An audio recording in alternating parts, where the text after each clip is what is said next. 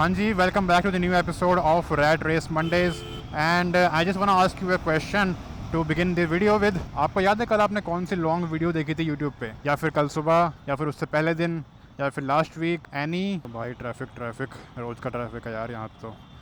जाम का मजा लेने के बाद और मैं आज ऑफिस जाने में थोड़ा सा लेट हो गया हूँ। ऑलमोस्ट हाफ डे में पहुँचूंगा। मेरा हाफ डे हाफ नाइट होता है because I do night shift. And let क्यों हो गया? क्योंकि मुझे पता नहीं था, सुबह भाई बाइक लेके चला गया, और क्योंकि मुझे आज बाइक से जाना था, मैंने अपनी कैब ऑलरेडी कैंसिल कर दी थी। So I was stuck. Anyways, so why did I ask the question कि आपको कोई वीडियो याद है या नहीं? क्योंकि हमारी मेमोरी में एक नया कॉन्सेप्ट ऐड हुआ है, या फिर ऐड होना चाहिए according to me. So basically हमारी मेमोरी दो टाइप की होती है, एक लॉन्ग टर्म मेमोरी और एक शॉर्ट टर्म मेमोरी। मगर अब उसके अंदर एक थर्ड सेक्शन ऐड करना पड़ेगा जिसका नाम होगा इंटरनेट मेमोरी। और ये शॉर्ट टर्म मेमोरी से भी शॉर्ट है, क्योंकि आई डोंट थिंक आपको याद होगा कि लास्ट कंट्रोवर्सी आपने किसकी देखी थी और वो किसके बारे में थी और वो कब हुई थी। इनफैक्ट जो कंट्रोवर्सी अभी 7 दिन पहले हुई थी, वो ऐसा लगता है कि 7 साल पहले हुई है। इंटरनेट पर टाइम इतनी जल्दी बीतता है that you can't take a note of everything. तुम्हें नहीं पता लगेगा कि तुमने क्या क्या देखा है और क्या क्या एक्सपीरियंस किया है पिछले एक दिन में या पिछले एक हफ्ते में, because it goes so fast and our brains are not designed to store so much of information. और हमें करनी भी नहीं चाहिए यार। हमारे एवरीडे लाइफ में ही इतने सारे डेटा पॉइंट्स हमें मिलते हैं ऑन अ डेली बेसिस कि हम उन सब को ही स्टोर नहीं कर पाते।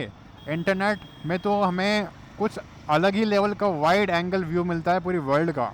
सो उसको स्टोर करना तो मतलब ही नहीं बनता। हमारा ब्रेन उसके लिए बना ही नहीं है, वो उसके अकॉर्डिंग फंक्शन कर ही नहीं सकता है। मगर हैविंग सेड दैट, हमारा ब्रेन इस चीज़ के लिए ज़रूर बना है कि हम कोई ड्रास्टिक चेंजेस और कोई ब्रूटल इंसिडेंट्स को अपने दिमाग में ज़रूर स्टोर करें, और कुछ क्रूशियल मोमेंट्स को ज़रूर स्टोर करता है, चाहे वो ऑफलाइन हो चाहे वो ऑनलाइन हो। And from all of those strange incidents, one of the curious case is of Rajat Dalal ji का। हम सब ने देखा है कि इस बंदे ने क्या क्या कांड किए हैं अपनी लाइफ में, अपने होशो हवास में, बीइंग ए अडल्ट पर्सन। कितने गोर और कितने घटिया हरकतें करी हैं, बच्चों के साथ, बड़ों के साथ, दूसरे लोगों के साथ। अभी रिसेंटली इसकी एक वीडियो वायरल हुई थी, वी ऑल नो, जिसमें वो एक बाइक वाले को गाड़ी से मार के भाग जाता है और कहता है कि ये तो मेरा रोज़ का काम है। एक बच्चे को इतने बुरी तरीके से मारता है हेलमेट से, और पता नहीं क्या क्या बोलता है, धमकाता है दूसरे लोगों को।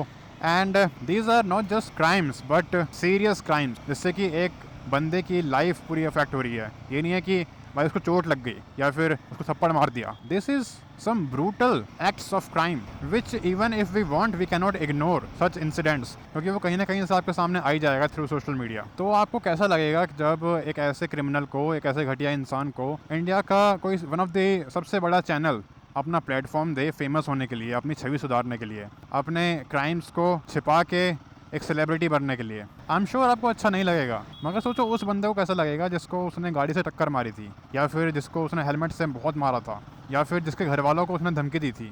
How will they feel? जिस बंदे को उसके क्राइम्स के लिए सज़ा मिलनी चाहिए, वो मोटो कॉग्निजेंस लेना चाहिए वहाँ के अथॉरिटीज़ को, उस बंदे को इंडिया में नेशनल प्लेटफॉर्म दिया जा रहा है जहाँ पे वो अपने बकवास और ज्ञान की बातें करेगा। Is this what this country has come to now, जहाँ पे क्रिमिनल्स को अप्रिशिएट किया जाएगा, उनको प्लेटफॉर्म्स दिए जाएंगे, और जो डिजर्विंग है उनको ठोक के भाग जाओ? Is this one of the signs that India is doomed? Did you see what happened in Tamil Nadu?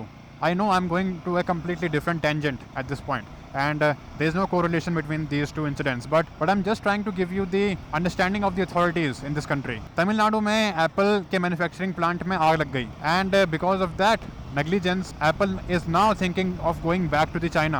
Apple अब सोच रहा है वापस से चाइना जाने की, क्योंकि उन्हें इंडिया के अथॉरिटीज़ की इनकॉम्पिटेंसी के बारे में पता लग गया है। इंडिया में कितना एफिशिएंटली काम हो सकता है और इंडिया में कितना इफेक्टिव एडमिनिस्ट्रेशन है। They have come to the realization of that, and then things like these happens, यहाँ पे क्रिमिनल्स को नेशनल प्लेटफॉर्म पे लाके सेलिब्रिटी बनाने की कोशिश की जाती है। आई डोंट नो उसको पैसे मिले हैं उस शो में जाने के लिए, या फिर टू बी ऑनेस्ट मैं कभी बिग बॉस देखता ही नहीं हूँ। और मैं ये बात इसलिए नहीं कर रहा क्योंकि ये बंदा बिग बॉस में गया है जो मुझे बहुत पसंद था, उसने ख़राब कर दिया इस शो को, और मुझे कोई फ़र्क नहीं पड़ता कि उसमें कौन जा रहा है कौन नहीं जा रहा है। But as a concern citizen मुझे इससे ज़रूर फ़र्क पड़ता है कि अगर मेरी कंट्री में एक क्रिमिनल को नेशनल स्टेज दिया जा रहा है कि वो अपनी छवि सुधार सके, then there is a serious issue and serious problem in this country and its administrative system. क्योंकि अगर ये चीज़ नॉर्मलाइज हो गई तो आई डोंट थिंक कोई भी छोटा मोटा गुंडा मवाली एक बार भी सोचेगा किसी को मारने से पहले, किसी को धमकाने से पहले, because they will all know कि इतनी कोई बड़ी बात थोड़ी ना है, क्योंकि आई थिंक ऐसी चीज़ें पहले सिर्फ पॉलिटिक्स तक लिमिटेड थी। हमें सिर्फ ये लगता था कि हाँ भाई पॉलिटिशियंस जो होते हैं वो कई बार क्रिमिनल्स भी होते हैं, या फिर कई बार क्या मोस्टली क्रिमिनल्स होते हैं जो गुंडे मवाली होते हैं, वो पॉलिटिशियन बन के they can get away with that. But क्या ये नॉर्मलाइजेशन अब मेन स्ट्रीम हो गया है कि हाँ भाई कोई भी गुंडा हो, कोई भी गैंगस्टर हो, unless he is in the jail he can do whatever he want, और कोई भी कंपनी वो करने के लिए रेडी रहेगी। This is one thing on which every single citizen should be concern about. मुझे लगता है एज ए सिटीज़न हम लोग ये भूल चुके हैं कि एंटरटेनमेंट और बाकी चीज़ों के बीच में डिफरेंस क्या है। We are at that point in the internet homogenisation कि हर चीज़ एंटरटेनमेंट लगने लगी है, चाहे वो किसी का एक्सीडेंट हो, किसी का वीडियो हो किसी को मारने की, या फिर कोई डांस कर रहा है, कोई गाली दे रहा है, कोई किसी को हरास कर रहा है, कोई किसी को अब्यूज़ कर रहा है। Everything is now considered as entertainment and that is very unfortunate. And मेरे पास इसका प्रूफ भी है, क्योंकि आप ट्विटर पे जाकर ट्रेंड देख लो, उसमें लोगों ने बोलना शुरू कर दिया है कि अगर आपको रजत दलाल पसंद है तो इसको लाइक करो, अगर आपको दूसरा बंदा पसंद है तो उसको रिट्वीट करो। They have already accepted it rather than protesting and speaking about it. उन्होंने उसे एक्सेप्ट कर लिया है। दफ्तर में 9 घंटे बिताने के बाद।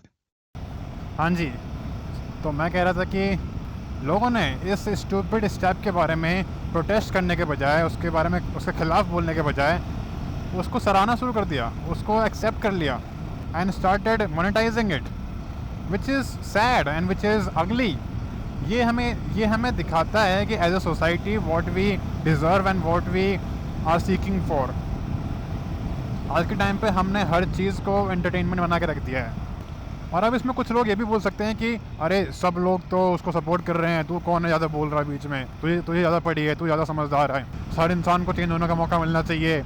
एक इंसान ने कुछ गलती कर दी तो ये थोड़ा ना कि ज़िंदगी भर वो उसके साथ सज़ा भुगतेगा। आई वोंट बी सरप्राइज अगर कोई इन दलीलों के साथ उसको डिफेंड करना शुरू कर दे, because that's what we have come to as a society. Because ऐसा होता रहा है, this is not a new thing.